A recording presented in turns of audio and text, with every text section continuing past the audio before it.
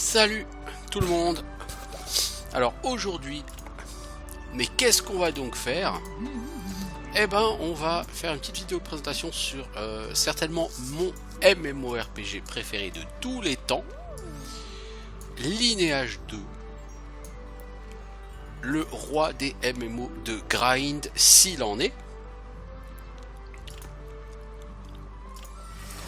avec une petite naine qui débute.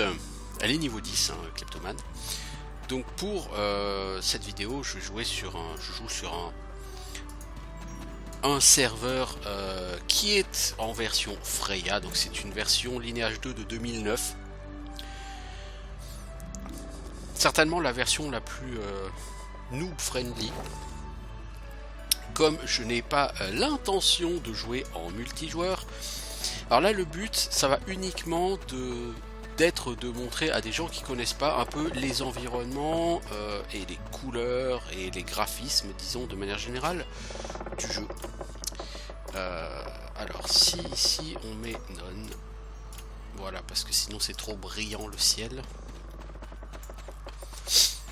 Donc c'est un jeu avec un gameplay extraordinairement simple. Donc c'est un MMORPG comme je disais. Donc vous allez me dire MMORPG, wow, jeu de quête, tout ça. Lineage 2, c'est pas un jeu de quête. Il y en a. Je vais essayer d'en faire une. Vous allez voir à quel point c'est basique les quêtes. Lineage 2, c'est un jeu de grind dans la plus pure tradition des jeux coréens. C'était comme le roi des MMO de grind, hein, Lineage 2. En tout cas, c'est un MMO qui a attiré énormément de gens. Hein. Il me semble que dans ses meilleures périodes, il montait à 2 millions de joueurs, ce qui était phénoménal. Hein. C'est comme un jeu sorti en 2004, début 2004. En Europe, sorti fin 2004 ou début 2005, je ne sais plus. Fin 2004, je crois.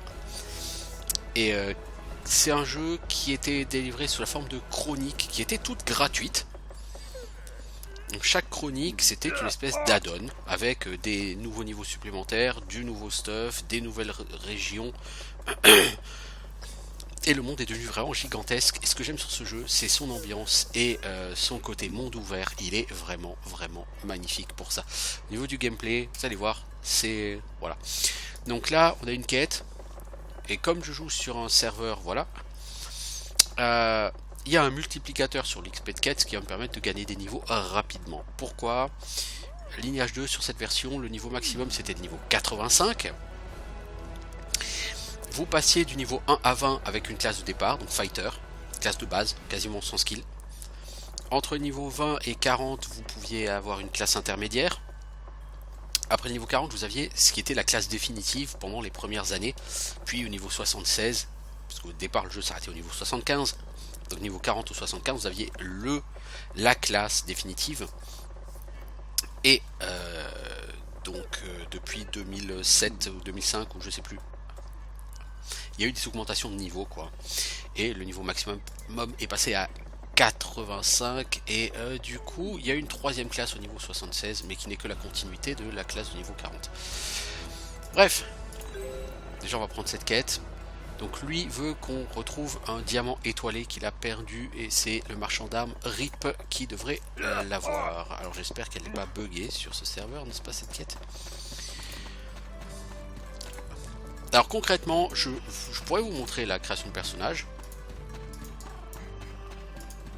Pour vous montrer un petit peu les différentes races qui existent.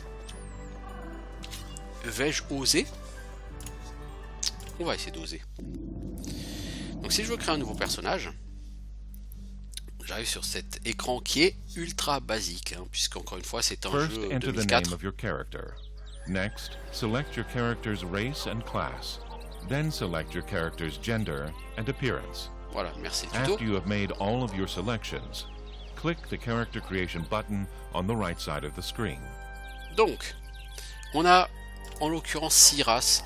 Il y en a une qui a été rajoutée en cours, les Kamael, qui n'étaient pas disponibles au début. Rajouté en 2006, je crois, les Kamael. Et c'est une espèce de pré-Ion, les Kamael. C'est... On verra. Donc au niveau des... Alors c'est du coréen, hein. Donc voilà. Au niveau des races, donc vous avez les humains. Voilà. Vous avez les elfes. très dans la forêt, très blond, n'est-ce pas? Les elfes noirs, avec leurs femmes très pouf pouf. Les orques, massifs et costauds.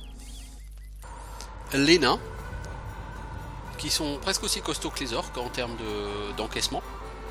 Les nains tapent pas très fort, les nains sont très endurants. Les nains sont une race à part sur ce jeu.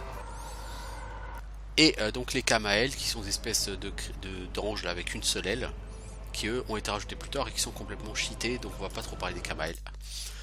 Donc pour chaque race, hormis les nains, qu'on va laisser de côté parce que c'est une race un peu particulière, vous avez deux classes de départ, Fighter, Mystique. Il n'y en a pas d'autres. Donc on va être Fighter, voilà, Mystique, voilà, je pense que c'est assez clair. Faut être homme, femme, ok, vous choisissez. Et après vous choisissez votre coupe de cheveux, vous en avez 7, là pour les humains. Pour certaines races, il n'y en a que 3 ou 4. Donc il y a assez peu de choix. Hein, puis bon, c'est coréen quoi, hein, donc certaines coupes sont un peu spéciales. Pour les couleurs, il y a généralement 3 ou 4 couleurs pour les cheveux. Et pour les visages, vous avez généralement 3 types de visages possibles. Donc au niveau en termes de personnalisation, c'était vraiment basique hein, à l'époque. Donc n'attendez pas plus que ça. Alors au niveau des races, les différences qui existent entre les races, globalement, c'est pour humains, elfes, elfes noirs, ce sont des races qui sont relativement similaires dans l'idée. C'est-à-dire que, en fait, vous commencez, vous êtes soit fighter, soit mystique. Au niveau 20, vous devez changer de classe. Vous n'êtes plus fighter, vous allez passer sur autre chose. Et généralement, vous avez le choix entre 2 ou 3 classes. Au niveau 40, votre classe intermédiaire vous amène à nouveau sur un embranchement avec 2 ou 3 classes. C'est un peu le système à la Might and Magic 9. C'est-à-dire que quand vous êtes fighter, on va prendre un exemple tout simple, les Dark Elves, que je connais très bien. Mettons, vous faites un fighter. Au niveau 20, donc au départ, vous aurez un coup, un skill qui est frappe puissante. Vous aurez qui est valable avec toutes les armes. Vous aurez un skill spécifique au dag, une sorte de backstab, et un power shot à l'arc. Donc il n'y a pas vraiment de spécialisation. Au niveau 15, vous allez choper un sort de drain de vie, parce que ça c'est une des spécificités des Dark Elves. À la place, les elfes auront un sort de soin, mais dans l'idée, on est sur la même chose. Arrivé au niveau 20, vous allez avoir un choix à faire entre Knight et Assassin. Knight, ça va être plutôt orienté épée bouclier, port d'armure lourde, éventuellement combat à 2 armes. Combat à 2 épées, bien sûr. Assassin, ça sera des skills de dague et d'arc. Arrivé au niveau 40, le Knight, il a un nouvel embranchement. Il a le Chilean Knight, qui sera le tank, armure lourde, bouclier, épée à une main. Ou blunt à une main. D'un autre côté, vous avez le Blade Dancer, qui lui sera en armure lourde, certes, mais qui sera exclusivement un buffer, et qui se battra que avec 2 épées. Si vous êtes assassin, arrivé niveau 40, bah vous aurez le choix entre Ranger ou poursuite de l'assassin, c'est-à-dire soit Ranger et vous aurez que des skills à l'arc, soit poursuite de l'assassin et vous n'aurez plus que des skills à la dague. Donc vous pouvez être DPS CAC en tant qu'assassin, vous pouvez être tank en tant que Chilean Knight, vous pouvez être DPS archer en tant que Phantom Ranger, vous pouvez être buffer et pseudo DPS CAC, un peu tanky. Blade Dancer. Pour les mystiques, c'est la même chose. Vous commencez mystique, au niveau 20, vous avez le choix entre Elder, qui lui n'aura plus de sort d'attaque ou quasiment plus, mais qui aura surtout des buffs et des soins, ou Wizard, Dark Wizard, qui aura des sorts d'attaque et de summon. Et au niveau 40, le Dark Wizard, c'est d'un côté on a le Spell Howler qui n'a plus que des sorts d'attaque direct, et le Dark Summoner qui lui n'aura plus que des sorts de summon direct. Et pareil et par contre l'Elder lui n'aura qu'une seule voix qui restera buffer healer. Donc au final vous pouvez faire un DPS magique, un invocateur magique, un DPS cac, un DPS archer, un buffer cac, un buffer healer magique, un tank. Donc vous couvrez un peu tous les types de gameplay. Pour les elfes c'est un peu la même chose. Par contre, ce qui est bien sur ce jeu, c'est que les races sont spécifiques aux classes. C'est-à-dire que elf, c'est la même chose. Si vous partez fighter, vous pouvez après devenir knight, qui lui-même, au niveau 40, se scinde entre knight, c'est-à-dire le tank, et un buffer cac. Mais le knight elf n'a pas les mêmes skills que le knight elfe noir. Il n'est pas du tout dans le même trip. Le knight elfe noir, c'est un tank, mais qui a des skills plutôt offensifs. Il a surtout des skills magiques, et ce sont des skills soit de debuff, soit de dégâts. L'elfe, lui, il a plutôt des skills de buff pour ses alliés, ou de soins. Mais il a rien pour faire des dégâts. Et effectivement, du coup, entre elfe et elfe noir, par exemple, les classes se ressemblent beaucoup, mais elles sont fondamentalement opposées par le fait que chez les elfes noirs, les classes ont plutôt une vocation offensive. Par exemple, le knight, chez les elfes noirs, il a un skill qui s'appelle bleed, enfin sting, qui inflige un effet de saignement sur la cible. Chez les elfes, vous n'avez pas ça, mais vous avez un skill qui soigne les saignements. Chez les elfes noirs, vous avez un skill de drain de vie pour vous soigner. Vous vous soignez, mais en même temps, vous faites des dégâts à l'adversaire. Chez les elfes, vous avez juste un sort de soin direct à lancer sur vous-même, qui soigne mieux, mais qui du coup fait pas de dégâts à l'adversaire. Bref, on est vraiment sur des classes qui se ressemblent beaucoup, mais qui sont dans des philosophies tout à fait opposées. Et les humains, eux, c'est un peu un mix des deux, puisque vous avez un tank humain qui est plutôt basé sur l'offensive, vous avez un deuxième tank humain, les humains en plus de classe, qui est basé plutôt sur la défensive. Mais globalement, chaque race a plusieurs types de classes, et ces types de classes, effectivement, faut quand même avouer que c'est spécifique à chaque race donnée. Donc si vous voulez un personnage qui se bat avec 2 armes, mais qui soit relativement efficace au combat à 2 armes, vous n'avez pas le choix, vous avez que le buffer cac elfe noir ou le gladiateur qui est l'un des DPS cac humains. Vous pouvez jouer un nain avec 2 armes, vous serez juste totalement pas optimisé du tout, mais c'est possible après. En termes de DPS, c'est pas ce qu'il y a de plus efficace, et surtout en termes d'utilisation de skill. Les nains par exemple sont beaucoup plus basés sur le stun, mais pour qu'un nain stun, il faut qu'il ait une arme contondante. Donc, il y a vraiment cette philosophie, au sens où les elfes noirs sont plutôt basés sur la puissance, sur les dégâts directs, l'agressivité, là où les elfes sont plus basés, leurs magiciens sont basés sur la vitesse de cast, plus que sur la puissance de cast, et leurs cacs sont basés plutôt sur les soins des debuffs, là où les elfes noirs sont plutôt portés sur le fait de coller des debuffs ou des dégâts.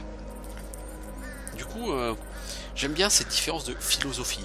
Donc si vous voulez un tank, par contre, là où il y a un petit défaut, du coup, c'est que si vous voulez un tank agressif, un tank plutôt orienté un peu moins tanky mais un peu plus DPS, vous jouerez soit elfe noir soit humain, mais vous ne jouerez pas elfe.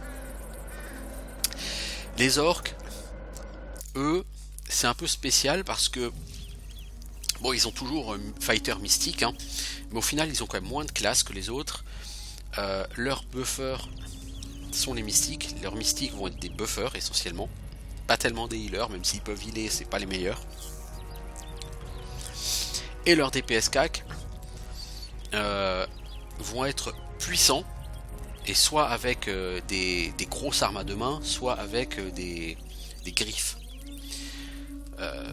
Donc eux ils sont très tanky parce qu'ils ont une constitution de folie, ils ont énormément de PV, mais après ils n'ont pas de skill pour tenir l'aggro comme peuvent l'avoir les tanks professionnels. Cela dit, bon, généralement ils sont quand même efficaces en termes de tanking, en termes d'aggro, les orques. ils sont beaucoup moins puissants en termes de dégâts magiques, mais ils jouent beaucoup plus sur les buffs, les debuffs. Au niveau de leur magicien, c'est un peu différent. Bon, ça reste quand même dans le même ordre d'idée. Par contre, les nains, eux, au niveau des classes, n'ont qu'une classe, fighter. Les nains n'ont pas de magie. Au niveau 20, il y a une séparation entre d'un côté le scavenger et d'un autre côté l'artisan. Et au niveau 40, il n'y a pas de séparation. C'est-à-dire le scavenger devient bounty hunter, l'artisan devient warsmith. C'est tout. C'est-à-dire qu'en fait, les nains, il n'y a que 2 classes. Pourquoi? Parce qu'en fait, les nains, c'est la race qui est liée au craft. Sur Lineage 2, le craft ne passe que par les nains. Il n'y a que les nains qui peuvent crafter. Donc, si vous voulez, et comme c'est un jeu qui est basé sur le craft, Lineage 2, en tout cas, ça a été basé sur le craft à haut niveau. Au départ, c'était basé sur le craft quasiment dès le départ, mais bon, voilà. Les années passant, le craft a plutôt été réservé pour le haut niveau.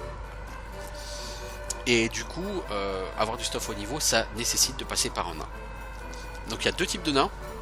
Il y a les nains qui craftent et les nains qui récoltent.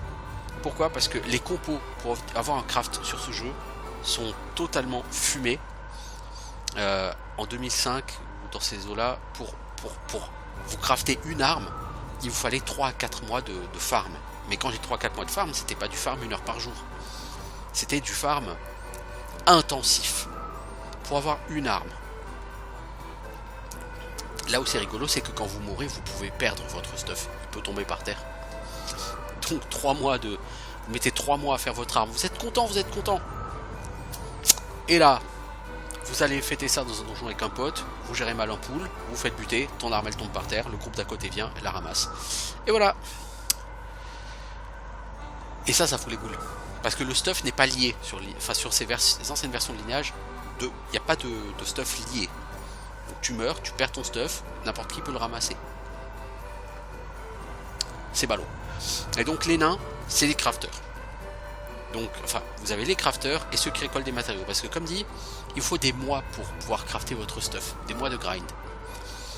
Et ça, c'est grâce aux nains récolteurs. Parce que sans les nains récolteurs, même en farmant 1 an, vous n'arriveriez pas à avoir les matériaux de craft. Il faut des quantités complètement débiles de matériaux.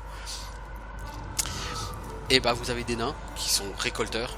Et dont la spécialité, c'est de lancer un skill qui s'appelle Spoil sur les ennemis pour pouvoir récolter des loot bonus lorsque vous les tuez. Et c'est justement ça que je joue.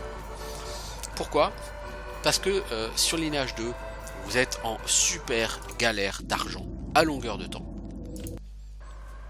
Et le meilleur moyen de faire de l'argent, c'est d'avoir des nains. Alors, on a dit, on voulait aller chez le Weapon Trader RIP pour notre quête.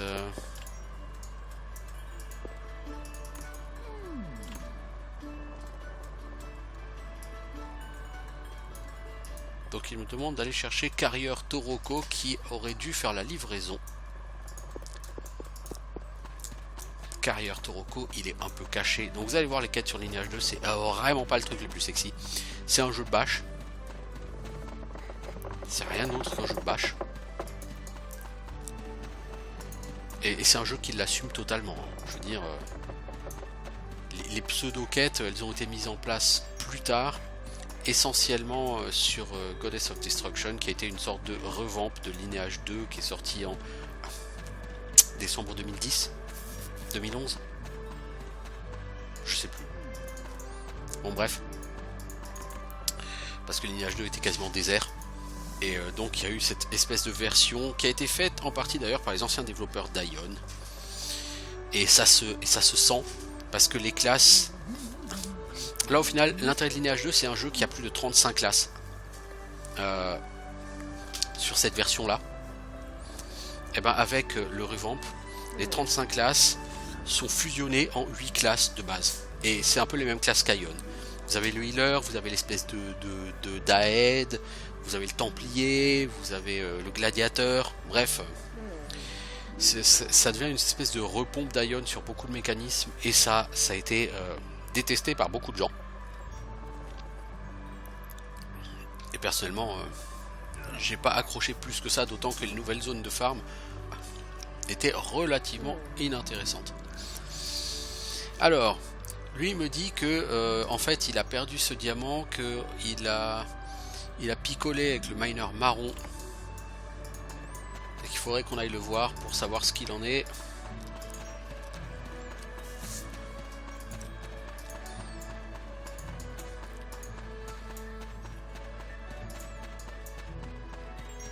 Alors il y a quelque chose dans les options qui me chagrinent. Disable initializing. Voilà, comme ça quand je fais un clic droit, la souris ne reviendra pas forcément derrière mon personnage. J'aime beaucoup la direction artistique. Je trouve qu'elle est très jolie. Donc sur cette vidéo, je pourrais pas vous montrer du haut niveau pour l'instant. Je ferai certainement peut-être d'autres vidéos plus tard pour vous montrer le haut niveau. Mineur marron, il est là-bas. Parce que à haut niveau, globalement, hein, la direction artistique change pas trop. On sera juste pas dans la neige. Voilà, et lui, il nous dit qu'il a picolé avec Toroko. Puis que le blacksmith Bruno lui a suggéré de jouer au dé.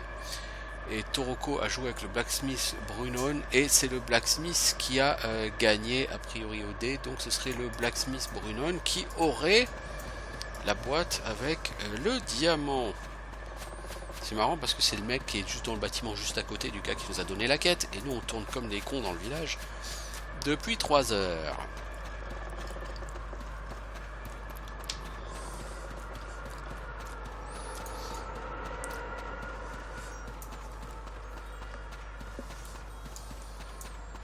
Donc on va bientôt pouvoir vous montrer du coup une phase de gameplay. Alors sur Spur Lineage 2, ce que j'aime bien, c'est que les combats sont réellement rapides. Alors c'est pas un jeu avec des gameplay nerveux au sens où vous allez balancer skill sur skill, faire des enchaînements de ouf et tout. Lineage 2 est très connu pour la lenteur de régène, que ce soit mana ou vie. Quand vous êtes à sec de mana, il faut, mais littéralement montre en main, vous asseoir pendant 10 minutes pour que la mana remonte au max. Et évidemment, ce qui est marrant, c'est qu'il n'y a pas de potion de mana sur ce jeu. Sinon, ce serait trop facile. Mais de la même manière, il y a des potions de vie. Elles rendent très peu de vie, elles coûtent extrêmement cher. Et comme je vous ai déjà dit, vous êtes en grosse galère de thunes sur ce jeu, tout le temps. Alors, Blacksmith Brunon. Ce dé, le diamant étoilé, ah ouais, mais je m'en fiche des gens qui t'envoient faire la quête. J'ai gagné ce joyau en jouant réglo. Ce joyau est à moi, mais si tu veux faire quelque chose pour moi, je te le donnerai.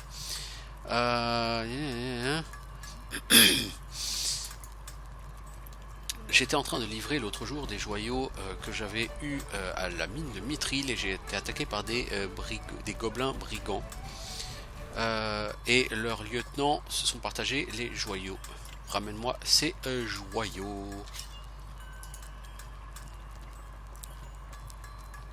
Alors par contre, au niveau de la quête, ça n'a pas... Je pense que ça va... Ça sent le... Et ça sent le bug... Alors, il faut aller ramasser 10 aquamarines et 10 chrysobérils sur des gobelins lieutenants. Certes, certes.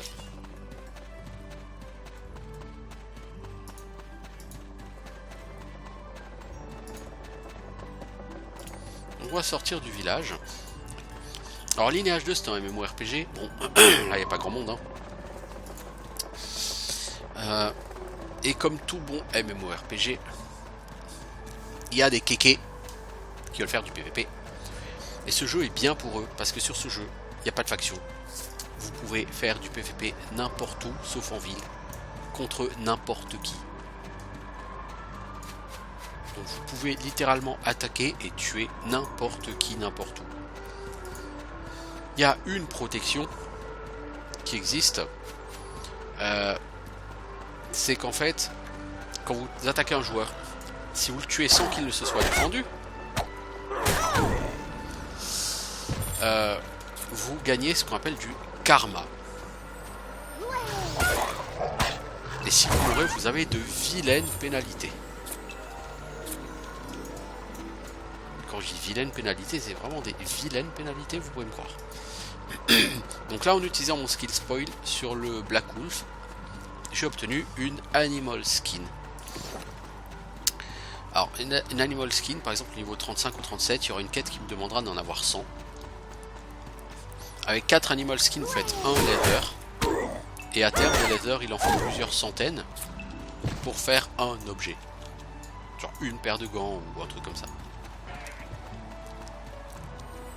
Donc là, j'attaque des monstres bas niveau. Vous voyez, c'est niveau 5-6 quoi. Mais je chope des objets de craft, hein, du varnish, du animal bone. Mais un peu de drop d'ailleurs. Du coal. Sur ce jeu, ne comptez pas sur les drops. Les drops, normalement, c'est vraiment que en cas extrêmement rare ou sur les boss. Pour faire un raid boss, il faut être plusieurs dizaines. Après, à bas niveau, non, les raid boss sont faisables sans être 150, mais les raid boss haut niveau, si vous êtes 10 ou 20, vous allez en chier. D'autant que n'importe qui peut venir vous attaquer pour vous perturber et vous empêcher de le tuer.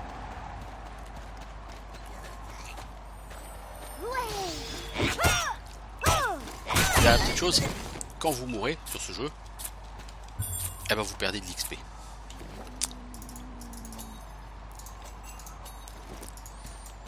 Ça aussi c'est bon à savoir, hein, jouer au kamikaze en se disant oh, bon, c'est pas grave, je vais crever, je reviendrai. Quand vous mourrez, vous récupérez pas votre corps comme sur un World of Warcraft. Hein. Quand vous mourrez, bah vous perdez, selon votre niveau, vous perdez entre 3 et 10% d'XP. Sachant que sur cette version là, quand vous êtes niveau 80, il faut compter entre 30 et 40 heures de bâche pour passer niveau 81, niveau 81. Globalement, hein, ça vous donne une petite idée.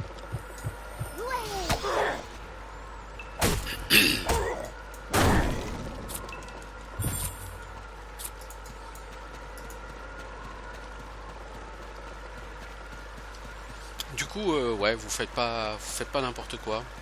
Vous essayez de faire attention à vos poules. Et comme les monstres respawnent assez vite, je crois que c'est 40 secondes le temps de respawn des monstres. Donc vous voyez, les monstres ils meurent vite. Hein. Ils meurent vite, mais ils respawnent vite. Donc ça va, c'est très bien.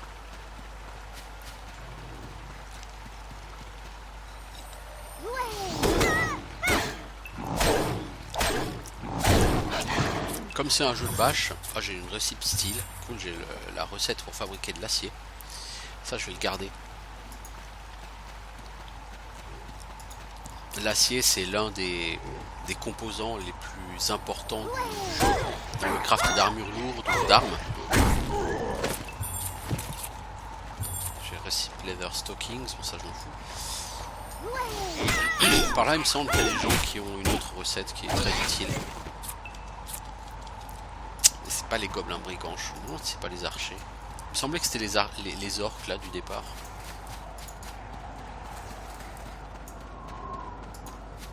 Est-ce qu'éventuellement on peut avoir... alors drop info, tu donnes quoi? Recipe Coarse Bone Powder, ouais c'est ça que je veux.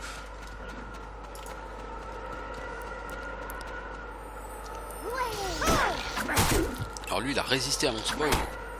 Putain mec, t'es fat comme gars.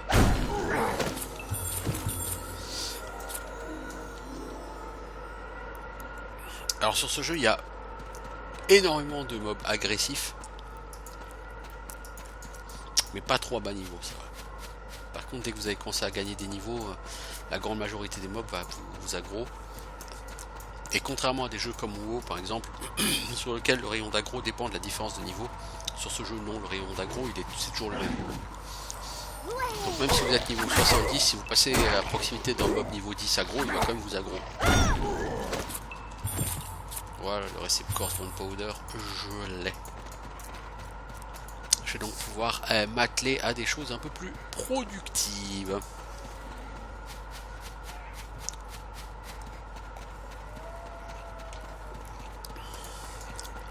Donc au niveau des progressions des skills, pour les fighters c'est tous les 5 niveaux, c'est-à-dire niveau 5, 10, 15.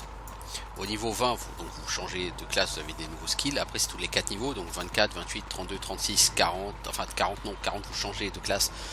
Vous y avez accès. Après, c'est tous les 3 niveaux. Jusqu'au niveau 55. 58, jusqu'au niveau 58. Et après, c'est tous les 2 niveaux. Vous avez des skills. Pour les mages, c'est d'abord tous les 7 niveaux. Donc, niveau 7, niveau 14.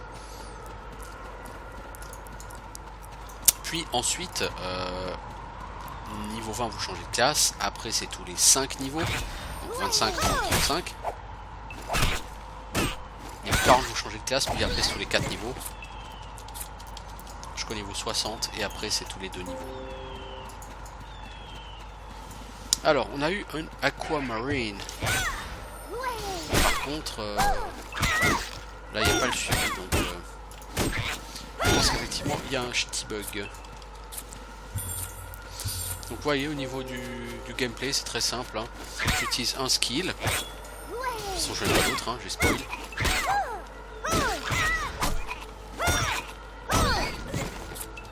Et j'utilise Sweeper donc pour ramasser derrière les objets sur les cadavres. Et les monstres repopent très vite, donc avec généralement 4 mobs, en général vous avez suffisamment de mobs pour avoir un bon spot de farm solo.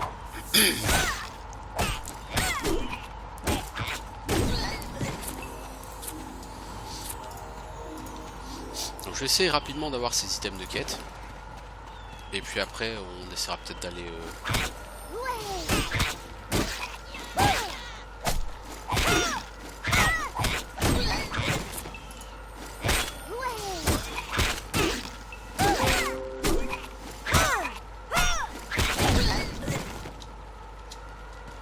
Ah, il a résisté au spoil lui. Le vilain. Donc vous voyez en argent là par exemple j'ai 31 000 pièces d'or. Vous allez dire ah, c'est peut-être beaucoup. Bah en fait non parce que du stuff niveau 20, le top stuff niveau 20 il coûte 1,5 million.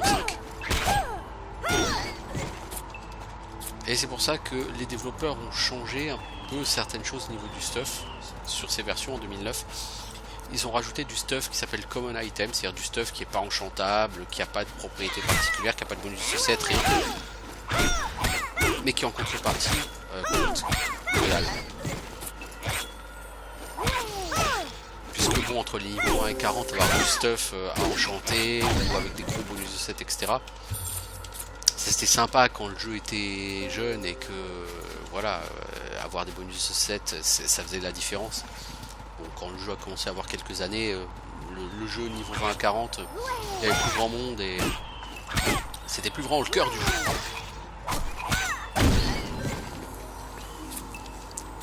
Donc permettre aux joueurs d'accéder à une base de stuff un peu plus vite, c'était bien. Parce que sur les premières versions, il vous fallait déjà plusieurs dizaines d'heures de farm. Pour réussir à vous acheter un objet niveau 20. Et les objets niveau 20, vous pouvez vous les acheter généralement vers le niveau 35.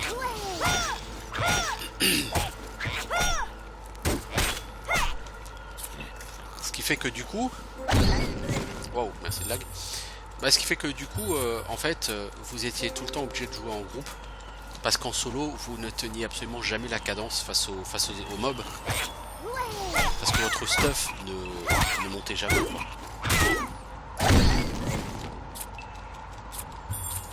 Donc au niveau du gameplay, voilà, c'est ça, vous tournez en rond, vous bâchez, c'est Lineage 2, hein. Cherchez pas, je vous ai dit, hein, c'est le jeu coréen de bâche par excellence.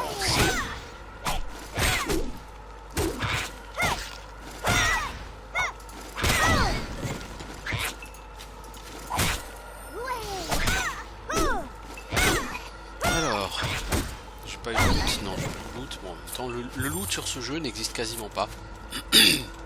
Donc le stuff c'est vraiment, c'est pour ça que je vous dis c'est du craft, hein. Ne comptez pas sur les mobs pour dropper du stuff. Et en parlant du stuff, ce jeu n'a pas de catégorie de stuff comme peut l'avoir avec le stuff gris, blanc, bleu, vert, violet, machin. Là sur ce jeu il n'y a qu'une seule catégorie de stuff. Donc le stuff est séparé en grades. Chaque grade requiert un niveau minimum. Et dans chaque grade, il y a plusieurs niveaux. Donc là pour l'instant j'ai du stuff, il n'y a pas de lettres dessus. Ok, donc j'ai fini ça. Donc on va partir un petit peu se déplacer. Donc quand vous avez un objet d'un grade supérieur, à côté de son nom il y a une lettre. Ça vous indique le grade. Là il n'y a pas de lettre, c'est-à-dire que c'est du stuff no grade. Le stuff no grade c'est du stuff utilisable à partir du niveau 1. Vous avez ensuite le grade D utilisable à partir du niveau 20. Le grade C utilisable à partir du niveau 40. Le grade B à partir du niveau 52. Le grade A à partir du niveau 60. 61. Le grade S à partir du niveau 75, le S80 à partir du niveau 80, le S84 à partir du niveau 84. Mais en grade D, vous avez des objets qui ont une puissance d'attaque de 49, tout comme vous avez des objets qui ont une puissance de 40, pardon. Vous avez des objets qui ont une puissance d'attaque de 95. Donc c'est assez variable. Mais globalement, voilà, c'est quand même assez varié. Mais par exemple, si vous prenez un sabre, le sabre, je crois que ça a genre 40 en puissance d'attaque. Il n'y a pas une espèce de sabre de qualité supérieure qui aurait plus que 40 ou qui aurait des effets genre dégâts de froid ou dégâts de machin. Non. Ça n'existe pas. Donc au niveau du stuff, les stats, simple. Une arme, elle a de l'attaque physique, de l'attaque magique. Une vitesse d'attaque. Votre personnage au niveau des caractéristiques, il y a force, dextérité, constitution, intelligence, wit, men. Alors pour les fighters, intelligence, wit, men, en général vous en foutez pas mal. Il vous reste strength, dextérité, constitution. La force, ça gère l'AP attaque. La dextérité, ça gère l'attaque speed et la speed. Également l'évasion. La constitution, ça gère les points de vie. Et d'ailleurs, vous notez, il y a une stat speed, parce que effectivement, la vitesse de course dépend de la dextérité. En d'autres termes, tous les nains, fighters, courent à la même vitesse. Mais les orques n'ont pas la même dextérité. Ils courent moins vite. Les humains ont une dextérité plutôt médiocre. Ils courent pas très... Et rebonjour, donc on a eu un petit plantage. Lineage 2 n'aime pas trop en fait mon logiciel de capture. Hello, et il a tendance à beaucoup cracher avec. Moi je trouve que franchement la direction artistique est très jolie. Et ce jeu est un monde ouvert, donc vous pouvez aller vraiment... Vous pouvez partir d'un côté du monde et aller à l'autre bout du monde, le tout sans le moindre temps de chargement, si ça vous chante. Donc je disais, au niveau de la dextérité, les humains ont une dextérité médiocre, donc ils courent pas très vite. Et de manière générale, les fighters courent toujours plus vite que les mystiques.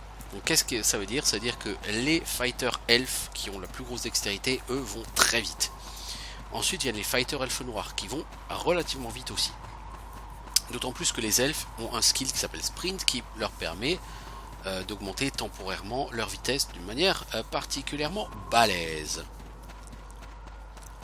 Les elfes noirs, eux, ils ont plutôt un skill qui s'appelle freezing strike qui permet de ralentir la cible en lui infligeant des dégâts. Donc vous voyez, on est toujours sur le même délire entre les elfes et les elfes noirs.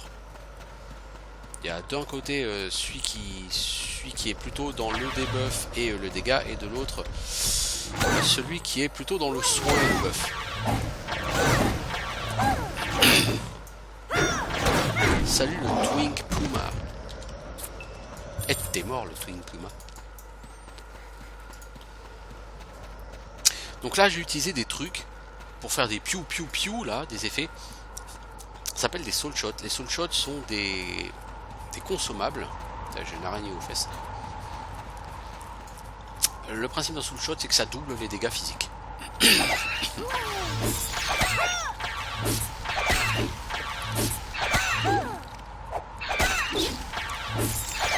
vais dire heureusement parce que elle, j'ai un peu de mal à la tuer. Non, c'est pas que j'ai du mal, mais c'est un peu long, effectivement. C'est-à-dire, je pense pas que le combat ait duré plus d'une quinzaine de secondes. Sachant que je joue en nain, donc un personnage qui n'aura pas vraiment des tonnes de points de mana à claquer dans des skills offensifs. Donc je tape qu'en coup blanc. Taper en coup blanc et tuer un ennemi en moins de 15 secondes, c'est quand même relativement bien. Surtout quand vous jouez plutôt un personnage tanky qui n'est pas du tout en DPS. Les nains peuvent jouer DPS, mais à ce moment-là, il faut qu'ils claquent toute leur mana dans les skills de dégâts. Et un nain, ça sert pas à ça.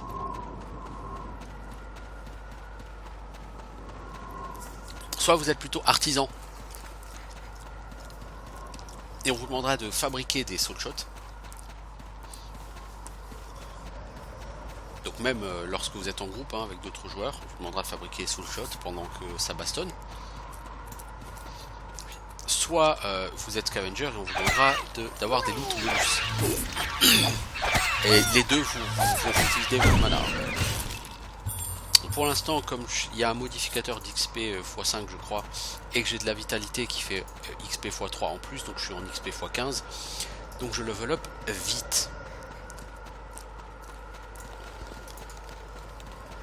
Mais globalement, normalement c'est très très long de level up sur ce jeu. Et plus vous allez monter en niveau, et plus le leveling va être ardu. Enfin, pas ardu. C'est jamais un jeu. C'est pas un jeu qui est difficile. Au sens où il faut réfléchir sur ce qu'il faut faire. Comme vous utilisez quasiment jamais de skills, les skills en fait sur ce jeu, ça sert vraiment dans les situations d'urgence. Et ça sert que là, parce que là, même si je voulais un skill pour accélérer le combat, bah j'en ai pas. Je suis un nain, j'ai qu'un seul skill, c'est spoil. Pour avoir des loots bonus sur les monstres. Donc si maintenant je me fais agresser par un joueur humain, bah j'ai aucun skill contre lui. Du coup, je peux le frapper qu'en coup blanc. Et donc j'ai strictement aucune chance de faire quoi que ce soit. Étant un nain, je cours lentement. Bon alors là j'ai un buff de vitesse qui s'appelle Windwalk. Mais étant un nain, je cours lentement. Donc il faut pas m'en demander trop. Donc mes adversaires vont courir quasiment tous, sauf si c'est un orc. Bon, mais les autres ils courront plus lentement que moi. Plus vite que moi. Donc si je suis face à un adversaire, le mec il tourne en rond, il me balance une petite bolt, il tourne en rond, il me balance une petite bolt, etc. C'est relativement ridicule. Mais je vous garantis que c'est totalement efficace. Bon, je suis niveau quoi, 16. Je vais quand même rentrer en ville pour aller valider cette partie de la quête et ça va pas marcher. Donc c'était juste un premier aperçu sur Lineage 2 pour montrer un peu les graphismes, le principe du gameplay, très très simple. Mais sur ce jeu, rien ne vaut vraiment ces ambiances qui sont absolument magnifiques. L'interface elle est basique, elle est fonctionnelle. Vous avez accès à vos skills, actifs, passifs. Vous avez accès... Donc ça c'est la fiche de personnage, ça. Donc vous voyez c'est simple. Vous avez accès à des emotes. Il n'y en a pas 36. Il y a toujours ces petites musiques que j'adore beaucoup, vraiment. Que je trouve vraiment assez enchanteresse. Donc, ben voilà. C'était juste pour montrer un petit peu ce qu'est Lineage 2. Donc je vous remercie pour votre attention. Je vous dis à bientôt. Avec Kleptoman. Et voilà. Pour autre chose, dis au revoir Kleptoman. Non, tu veux pas dire au revoir? Tu vas applaudir. Voilà, t'as raison. Voilà, applaudis. Voilà, au revoir. Ciao tout le monde.